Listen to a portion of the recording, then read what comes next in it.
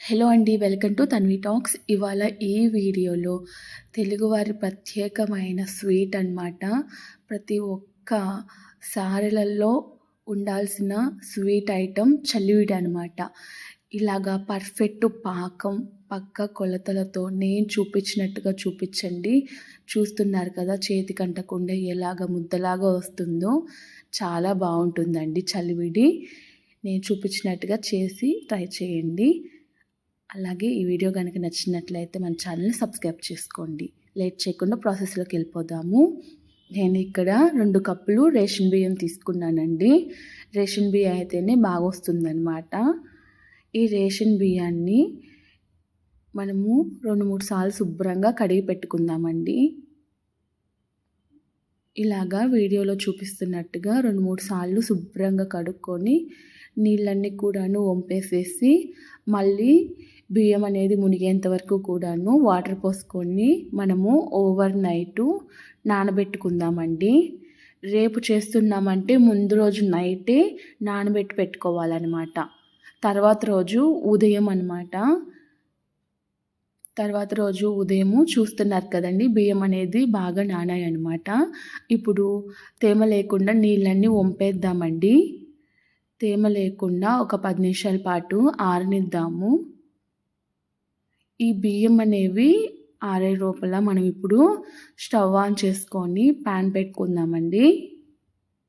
ఇందులోనే 3 table spoon నెయ్యి వేసుకుందాము. నెయ్యి కాస్త హీట్ అయిన తర్వాత ఇందులోనే ఎండు కొబ్బరి ముక్కలు వేసుకుందామండి. ఎండు కొబ్బరి ముక్కలు వేసుకుంటే టేస్ట్ చాలా బాగుంటుందన్నమాట.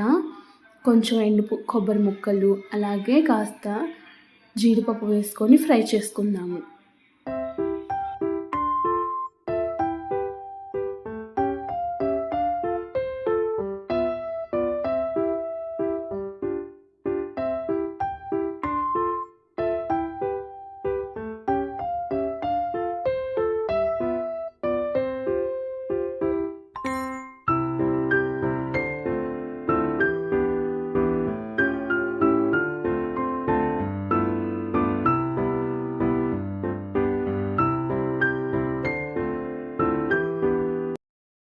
ఇవి ఫ్రై చేసుకొని ఒక ప్లేట్లో తీసుకొని పక్కన పెట్టుకుందామండి. ఇప్పుడు బియ్యం చూసారా కాస్త తడి ఆడినాయి అన్నమాట. ఇవి మిక్సీ జార్లోకి వేసుకొని పొడి చేసుకుందాము. పొడిని మనము జల్లించుకుందామండి. ఇట్లా జల్లెడ పెట్టుకొని జల్లించుకోవాలన్నమాట.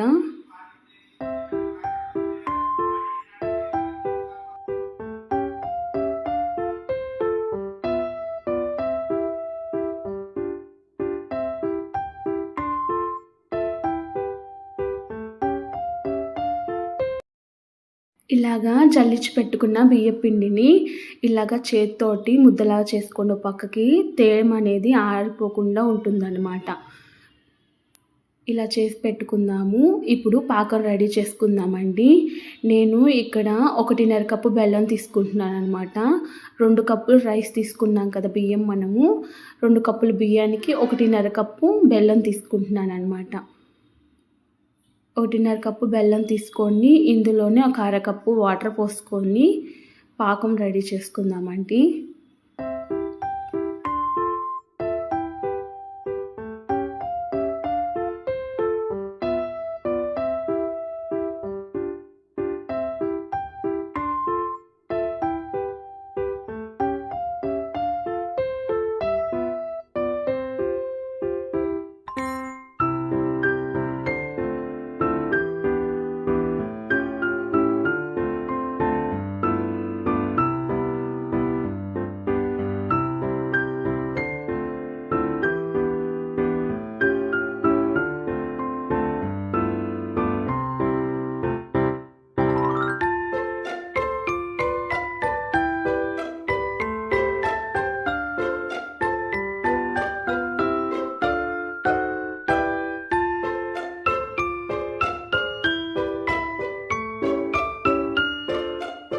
మనకి పాకం అనేది మంచిగా రావాలన్నమాట. మెయిన్ పాకంలోనే ఉంటుందన్నమాట.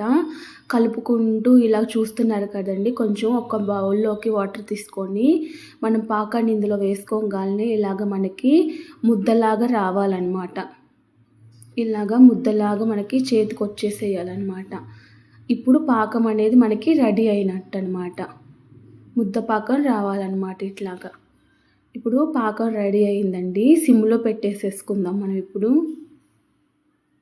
ఇప్పుడు సిమ్లో పెట్టేసుకొని ఇందులోనే మనము యాలుక్కాయ పౌడర్ వేసుకుందామండి. యాలుక్కాయ పౌడర్ వేసుకొని ఒకసారి అంతా కూడాను కలుపుకుందాము.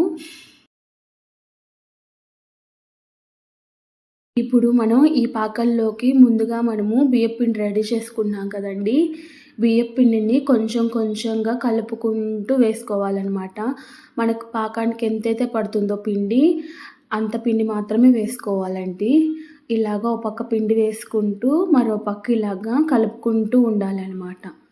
కొంచెం కొంచెంగా వేసుకుంటూ మన పాకానికి గట్టిగా కన్సిస్టెన్సీ వచ్చే విధంగా మనము ఎంత పిండి అయితే సరిపోతుందో అంత పిండి వేసుకొని వీడియోలో చూపిస్తున్నట్టుగా కలుపుకుంటూ ఉండాలన్నమాట.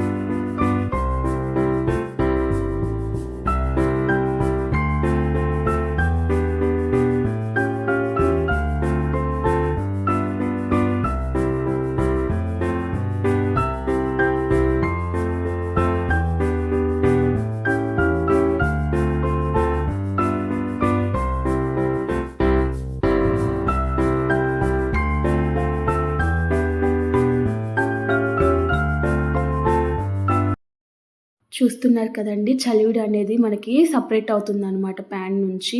ఇప్పుడు చలివిడి అనేది మనకి రెడీ అయినట్టు. ముందుగా మనము నెయ్యిలో వేయించి పెట్టుకున్న ఎండు కొబ్బరి ముక్కలు అలాగే జీడిపప్పు పలుకులు కూడా వేసుకొని ఒకసారి అంతా కూడాను కలుపుకొని స్టవ్ ఆఫ్ చేసుకోవడమేనండి. ఇంతేనండి, ఎంతో టేస్టీ చలివిడి రెడీ అనమాట. చలివిడి అయితే రెడీ అయిపోయిందనమాట. ఇప్పుడు మనం దీన్ని ఒక ప్లేట్లోకి తీసేసుకుందామండి.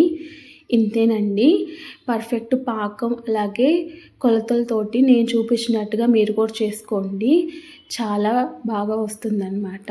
అండ్ టేస్ట్ కూడా చాలా బాగా వచ్చిందండి. ఈ వీడియో కనుక మీకు నచ్చినట్లయితే లైక్ చేయండి, షేర్ చేయండి అండ్ అలాగే మన ఛానల్ని అయితే సబ్స్క్రైబ్ చేసుకోండి. Thanks for watching.